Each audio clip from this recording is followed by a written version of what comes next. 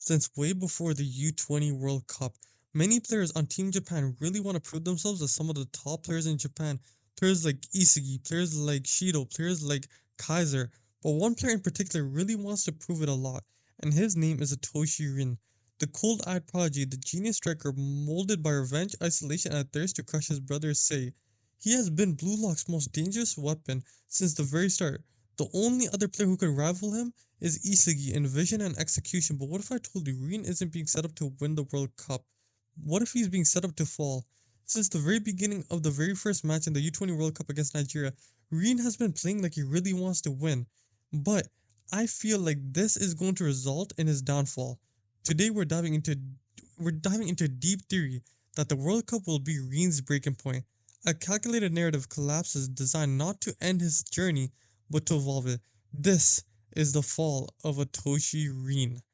Let's start by understanding what Rin represents. Rin was first introduced as a genius, a next generation forward whose brilliance stemmed from both technical excellence and unmatched drive, but under all of that was just pure rage. Unresolved rage at his older brother Sei, who has always been the better footballer and who was one of the main reasons for Rin going into playing soccer. Everything Rin has done since his childhood has revolved around one thing: surpassing Sei Otoshi. Not to inspire, not to lead, not to grow, but to be his older brother. That mindset made Reen lethal in Blue Lock. He didn't play for the team, he played for himself, and that's pretty much it.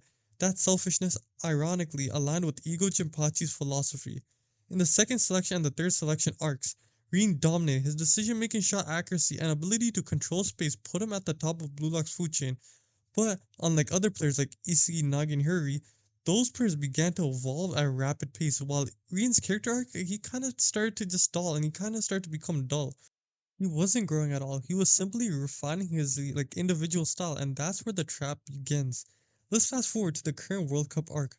U20 is currently facing against Nigeria, a team that plays completely different from the other European machines they have faced before. Nigeria doesn't rely on structure. They don't follow fixed formations. Their style is very instinctual, flowing and unpredictable and raw. They thrive in chaos. This is Reen's worst nightmare. Reen who thrives in control, Reen, who calculates every movement, Reen, who commands space like a general. Against Nigeria, those strengths are less effective. You can't dominate chaos with structure.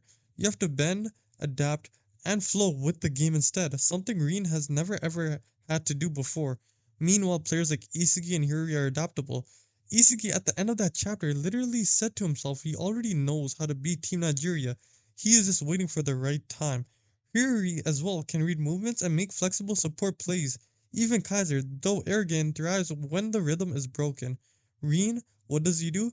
He gets angry, he gets frustrated, and that frustration breaks his focus, and his anger literally goes against himself.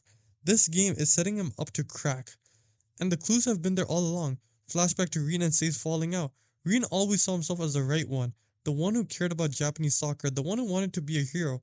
But in truth, Sei moved on while Reen stayed stuck in that childish rivalry. Blue Lock gave Reen a stage to vent that frustration, but not to heal from it. Remember when Isagi surpassed him during the Neo Eagles League? Reen spiraled. He couldn't accept that someone he saw as inferior as Isagi evolved past him. It wasn't just rivalry, it was ego collapse. Reen doesn't fear losing, he fears being left behind, and in the World Cup arc, that fear is being brought literally to the surface once again. This isn't just about Nigeria outplaying him, it's about Reen finally being confronted with the limitations of his one man army approach. And narratively, it is the perfect time for this. Now, picture this. Reen starts strong. He gets a few touches like we saw before, makes a couple of sharp plays, maybe even gets a shot as we saw before once again. But then Nigeria starts to swarm him. Their unpredictable rotations confuse his spacing. They interrupt his tempo. They don't fear him. They enjoy dismantling him. This was seen at the very beginning when the midfielder literally got past him and Isagi, when literally their main striker blocked his own shot from going in the net. Reen is gonna start forcing plays. He's gonna try to take on defenders solo. He will ignore Isagi, he will ignore everyone, he will yell at Hiroi, and he will stop trusting his teammates, and then it will happen. Another failed shot, and then it will result in Nigeria scoring another goal. You will see the look in Ego's eye, you see Isagi glance at him, and maybe for the first time you will see Reen hesitate. In that moment, the audience will finally see the breaking point of Isagi and Reen. their duel will literally be corrupted, and somehow, some way, Rin would be not. He won't be the same player he was before. But then, this will result in the rebirth of Rin. Rin's fall will be necessary because the story isn't just about finding the best striker, it's about evolution. Isagi has evolved, Nagi has evolved, Hirubi has evolved. Yes, we have seen Rin somewhat evolve in the Neo Eagles League arc, but he hasn't evolved like catastrophically. We need Reen to have his turn in evolving. What if after the match Reen doesn't lash out? What if he sits quietly thinking, replaying the match in his head, analyzing not just the tactics but himself? Maybe he will talk to Isiki not to fight but to ask questions. Maybe he watches Yuru's plays and realizes what he's been missing.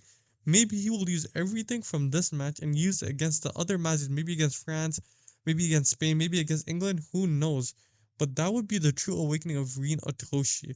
That will be the start of a monster. The moment he sheds the mindset of a I have to win alone and starts becoming a complete striker, not just a genius, but a leader. So, what do you guys think? Is Itoshi Rin doomed in the World Cup?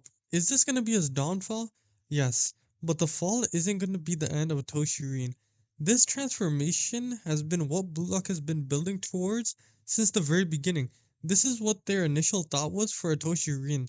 The World Cup will break him not because he's weak, but because he's ready to evolve into something stronger, and this is what he really needs. Because think about it like this: Nigeria is the least of their worries at the very moment. Nigeria is probably the worst team that they're gonna face in the U20 World Cup to begin with. They still have the likes of France, England, and Spain because, as we know, Spain has a crazy player in Bunny Iglesias who Say even struggled with, and who even knows what the backstory what that is. Maybe Bunny Iglesias destroyed Say and made Say become a midfielder instead of a striker. We still don't know all the information yet, but what we do know is that Blue Lock has the most potential out of all the teams. They have one of the top two biggest stars, Isigi and Rin. On top of that, they have that followed with Shido and Kaiser. But right now, the person who needs the biggest transformation of them all is definitely Rin. Rin needs this. Rin really needs this transformation. He really needs this downfall so he can just look at himself in the mirror and think what he needs to do in order to become a better player. He needs to evolve. He needs to stop being an isolated player and become a team player because Isagi, yes, he doesn't like sharing goals, but guess what? He manipulates everyone for himself. Maybe Reen can do something like that or something similar. Who knows?